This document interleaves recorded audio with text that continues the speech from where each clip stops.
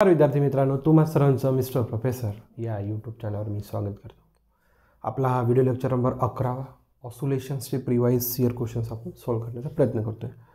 तर बघा, the first one is from the CBSE PMT 2010 and the second one is from the केला CET.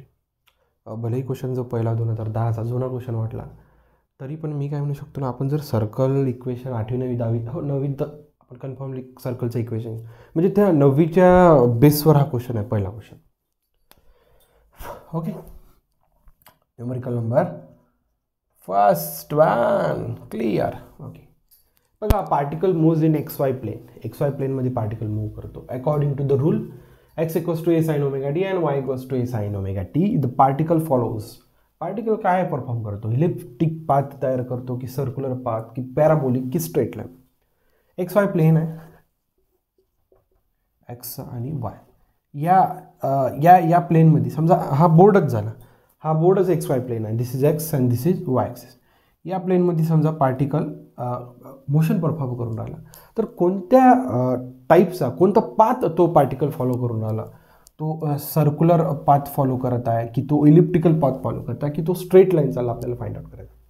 यासाठी आपल्याला दोन इक्वेशन दिले, x equals to a sine of omega t and y equals to a cos of omega T.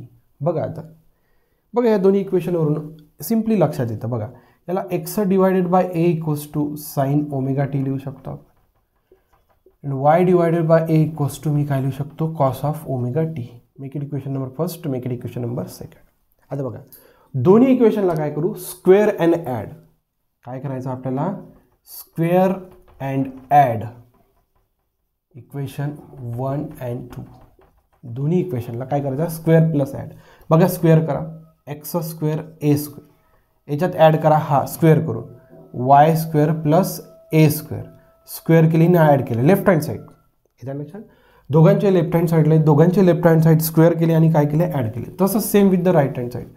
Sign square omega t cos square omega t. Square केलं आणि दोन्ही काय केले? ॲड केले. ठीक आहे.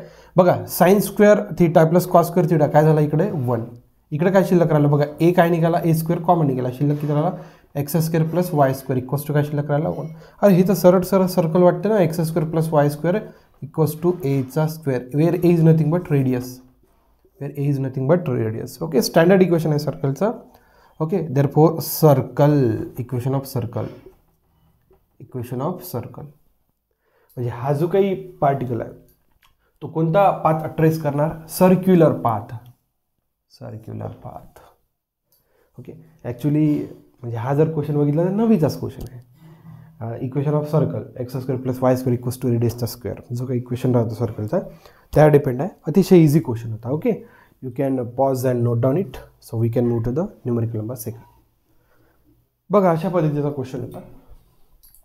बघा, जो काही सेकंड न्यूमेरिकल आहे तो एखादा पार्टिकल जो SHM परफॉर्म करत राहतो तो kinetic energy potential energy depend आहे. म्हणजे याच्यावर आय थिंक एक क्वेश्चन मागील लेक्चरवर झालेला आहे. ओके, तिथं रेशो विचारला, इथं थोडंसं आपल्याला पुढे जायचं आहे. तोच क्वेश्चन आहे, थोडा एक्सटेंड झालेला आहे. बघा, तो आय थिंक महाराष्ट्र CETचा 2015चाच क्वेश्चन होता. हा केरला CET 2015चा. किती म्हणजे काय म्हणू शकतो, मॅच होत चाललं. बघा, येत्या लक्षात? तुम्ही जर मागचा माझा लेक्चर बघितला ऑसोलेशन PYQ 10चा, तर तो आय थिंक मला वाटतं 100% तो महाराष्ट्र CET 2015चा क्वेश्चन होता. ओके, तोच क्वेश्चन आहे, फक्त यांनी थोडा एक्सटेंड केला. बघा, 2015चाच क्वेश्चन आहे, थोडा एक्सटेंड करून. बघा, the ratio of kinetic energy to the potential energy of a particle executing SHM at a distance to half of its amplitude, the distance being measured from the mean position. काही एकदम simple गोष्ट आहे. बघा, particle SHM perform करताय. This is mean position, this is positive extreme and this is negative extreme point. Clear? बघा, the ratio of kinetic energy to the potential energy. काही हरकत नाही. ओके, परंतु आपल्याला जो काही डिस्टन्स घ्यायचा आहे जेव्हा पार्टिकल एक्झिक्यूट करत आहे SHM at a distance to half of its amplitude. म्हणजे बघा, हा झाला तुमचा amplitude x equals to a. Okay, याचा हाफ घ्यायचा आहे म्हणजे एक्स इक्वल्स टू a/2. म्हणजे मेन पोझिशनपासून एक्स इक्वल्स टू a/2 वर आपल्याला काय चेक करायचं आहे? दोघांचा रेशो. कायनेटिक एनर्जीचा फॉर्म्युला आहे हाफ m ओमेगा स्क्वेअर ब्रॅकेटमध्ये a square minus x square. Potential एनर्जीचा फॉर्म्युला आहे half m omega square x square.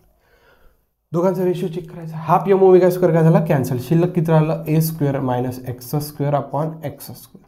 This is the ratio of kinetic to potential energy. Maharashtra CET 2015ला जो काही क्वेश्चन होता तो इथपर्यंत होता. याच्यात थोडं पुढं आहे. हा रेशिओ आपल्याला कुठे चेक करायचा at x equals to a by two. मग जिथे जिथे एक्स दिसतो तिथे तिथे ए बाय टू आपण शिफ्ट करू. देअरफॉर ए स्क्वेअर मायनस एक्सच्या ठिकाणी किती ए बाय टू. एक्सचा काय स्क्वेअर त्याच्यामुळे a square divided by 4 divided by एक्सच्या ठिकाणी ए स्क्वेअर डिवायडेड बाय 4. ठीक आहे. इथं बघा 4 दोघांचा बेस काय करू सेम. 4नी खालीवर काय केलं मल्टिप्लाय 4.